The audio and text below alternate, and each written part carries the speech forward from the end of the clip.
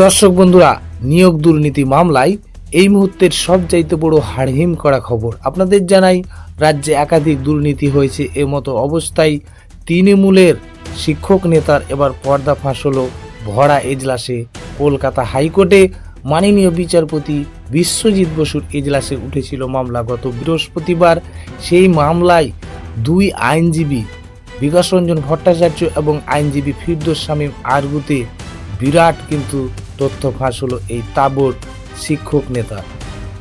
দর্শক বন্ধুরা, আপনাদের সম্পূর্ণ বাংলায় এই কেসের হিয়ারিং সম্বন্ধে বিস্তারিত জানাবো।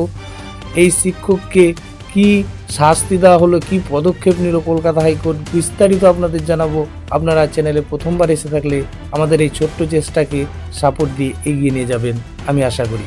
আপনাদের জানাই, এই মামলায় আগেই 3 সদস্যর কমিটি গড়ে দিয়েছিল কলকাতা হাইকোর্টের মাননীয় বিচারপতি বিশ্বজিৎ বাবু। আপনাদের জানাই, ওই কমিটি গোটা রাজ্যে কোথায় বেআইনি নিয়োগ আছে তা নিয়ে তদন্ত করে। সেখানেই এই তৃণমূলের শিক্ষক নেতার পর্দাফাঁস হয়। আপনাদের আরও বিস্তারিত জানাই, নিয়োগ দুর্নীতিতে যুক্ত থাকার অভিযোগে তৃণমূল কংগ্রেসের শিক্ষক নেতার বিরুদ্ধে অবিলম্বে এফআইআর করার নির্দেশ দিল কলকাতা হাইকোর্টের বিচারপতি বিশ্বজিৎ বসু।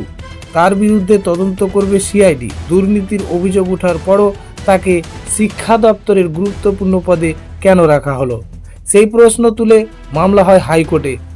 আপনাদের জানাই, হাওড়ার শিবপুর স্কুলের জীবন বিজ্ঞানের শিক্ষক এবং হাওড়ার তৃণমূল মাধ্যমিক সমিতি জেনারেলের সেক্রেটারি তথা তৃণমূলের শিক্ষক নেতা সিরাজুল ইসলাম আগেই আদালতের নির্দেশে তার চাকরি খুইয়েছিলেন। 2001 সালে হাইকোর্টের নির্দেশে চাকরি গেলেও তাকে স্কুলে বহাল রাখা হয়। কত বড় একটা এখানে কারচুপি, তো আপনারা অবাক হয়ে যাবেন। আপনাদের জানাই, তার বিরুদ্ধে শ্লীলতাহানির অভিযোগও ছিল, অভিযোগ এসেছিল। আপনাদের কি বলবো, একাধিক দুর্নীতি চলছে রাজ্যে, তার উপর এই যে তাবড় নেতার দুর্নীতির যে অভিযোগটা ভরা এজলাসে উঠলো, সেটাতে আপনারা রীতিমতো অবাক হবেন। আরও আপনারা অনেক কিছু জানতে পারবেন। অবশ্যই আপনারা প্রতিবেদনটার সাথে থাকবেন। এই অভিযুক্তকেই জেলা শিক্ষা দপ্তরের বিশেষ পদে কিভাবে রাখলো, এই যে তাবড় নেতা, তাকে কিভাবে রাখা হলো, সেই নিয়ে কিন্তু প্রশ্ন তুলল হাইকোর্ট। সোমবার এই অভিযোগ তুলে মামলা করেছিল হাইকোর্টে। সেই মামলায় আগেই 3 সদস্যের কমিটি গড়ে দেন মাননীয় বিচারপতি বিশ্বজিৎ বসু। ওই কমিটি গোটা রাজ্যে কোথায় বেআইনি নিয়োগ আছে তা নিয়ে তদন্ত করে। সেখানেই সিরাজুলের বিরুদ্ধে অভিযোগ ওঠে। দর্শক বন্ধুরা, এই ছিল আজকের এই প্রতিবেদন।